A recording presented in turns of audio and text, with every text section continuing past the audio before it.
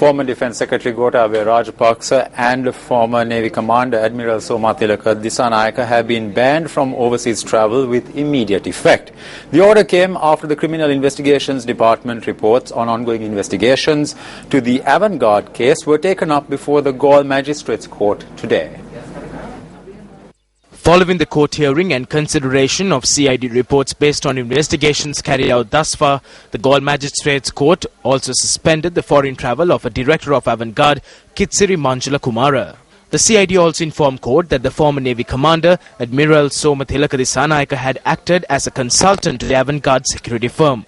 Meanwhile, the chairman of Avant Garde, Major Nisanka Senadipati, appeared before the Colombo Magistrate Court today, requesting permission for foreign travel. The Colombo Magistrate then ordered CID officers to present the letter drafted by the Defence Secretary and submitted to the Attorney General. The Colombo Magistrates Court meanwhile suspended the foreign travel of two members of the Board of Directors of the Rockna Lanka security firm, Major General K.B. Egodavela and Major Vijay Konbanda. Former Army Commander General Sat Fonseca expressed the following views with regard to the Avant Garde controversy yesterday. Avant Garde avigabadaye katawa e arakshaka sevaanshaya. With regard to the Avant Garde issue, the Secretary of Defence unit knew that it was wrong and that its security service unit was involved with the Ministry of Defence. Knowing all of this, he gave his confirmation. Even several army commanders were involved in this.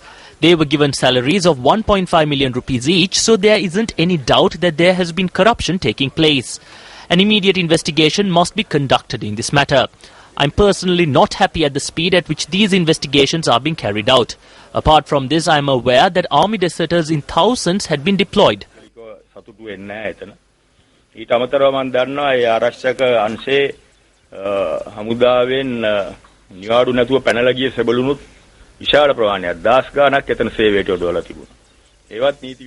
This is illegal. There was a case filed against me for harbouring army personnel while they were on duty. They were false allegations. While such allegations were levelled against me, the Secretary and around 2,000 army personnel who defected from the army were carrying out this security service. This must be looked into.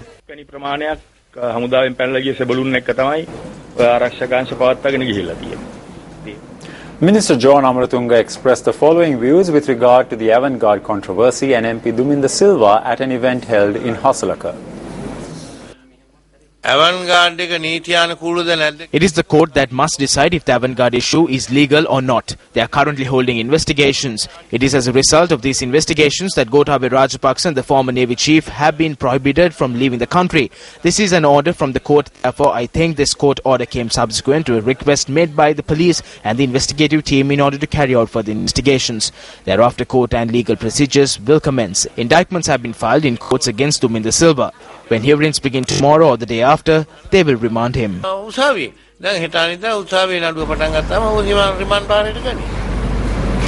Commission to Investigate Bribery or Corruption recorded a statement from former Minister Vimal Veerawansa today.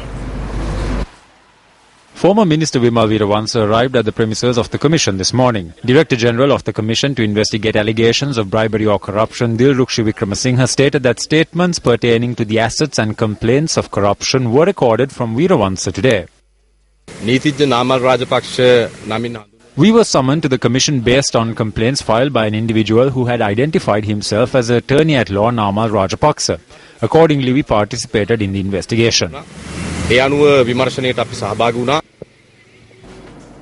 Amid mounting accusations of insider trading in the latest bond issue of the central bank, President Maithripala Sirisena has taken swift action to appoint a committee to probe alleged irregularities. In the latest development, President Maithripala Sirisena instructed the Secretary to the President, P.B. Abekun, from London to appoint a three-member committee to investigate allegations of irregularities in the central bank's latest bond issue. Issuing a communique today, the President's media division noted that the President was paying close attention to media reports of alleged malpractice. The committee should really be looking at a series of things. The first of that is that why was it that the requirement of the initially advertised requirement of 1 billion suddenly became 10 times that amount, and there was no intimation to the primary dealers. Secondly, the committee will need to find out if there was a nexus of collusion between the central bank and one or more primary dealers. And number three, why is it that for the first time in recent memory, the governor of the central bank, Mr. Mahendran, was actually present at the auction room? The Finance Ministry coordinated with the central bank in the past, but within a day of coming into power, this government scuppered that process and brought the central bank under the Prime Minister. So there is no correlation between what the Finance Minister does and the decisions that are taken by the central bank. Whose is this company? The company belongs to the son-in-law of the governor of the central bank. Now they are saying that the son-in-law resigned from the company some time ago. But this company is part of a group. We do not know if he has resigned, but even if he has, he is still part of the group. There is a monetary board which runs the affairs of the central bank. There has been no statement whatsoever on whether the approval of the monetary board was obtained. They are saying that there was an urgent requirement for 10 billion because there was no money to pay for projects that had been commenced. This is an astounding story. If that is the case, they should have brought it up when compiling the budget. If the governor of the central bank has made a mistake, and if there is an independent judiciary and an independent police, then it will be investigated. It is as simple as that. During the regime of Mahinda Rajapaksa, all these institutions were under the president.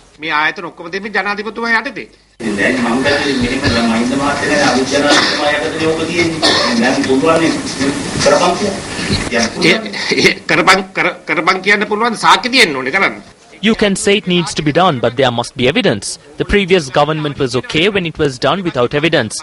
You have become used to working under lawlessness. You have affirmed what I said.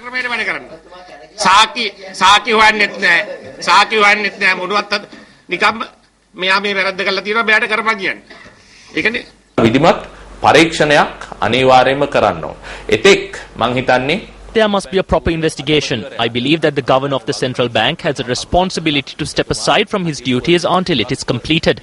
We are of the view that the governor of the central bank must be removed until this investigation is concluded. මේ පරීක්ෂණය කරලා අවසන් වන තෙක් මේ දූරෙන් ඉවත් කර තැබිය යුතුයි කියන අදහසයි අපි දරන්නේ යහපාලනය පිළිබඳ කිරිකලයට එකතු කර බොම බිඳුවක් විදියටයි අපි මේක දකින්නේ. අපි පැහැදිලිවම කියනවා.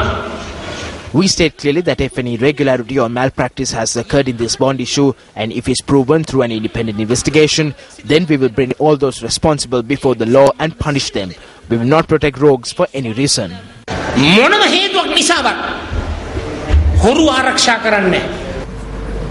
The complaint lodged at the Human Rights Commission by several civil organizations over the impact of the Colombo Port City project was taken up today.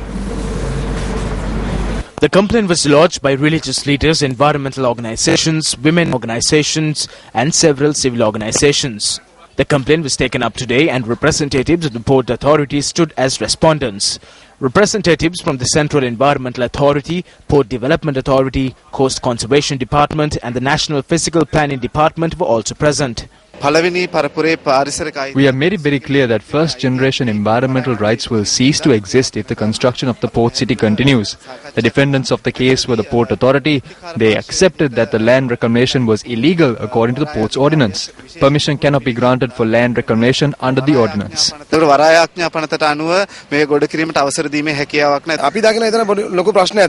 As we can see, there is a big issue. Certain powerful persons in the government want this to continue. Certain ministers want this to continue. What we are asking is what is going to be done about the damage already caused. My question is whether our politicians should be acting to continue with the destruction or whether they should be taking preventive measures against the damage already caused.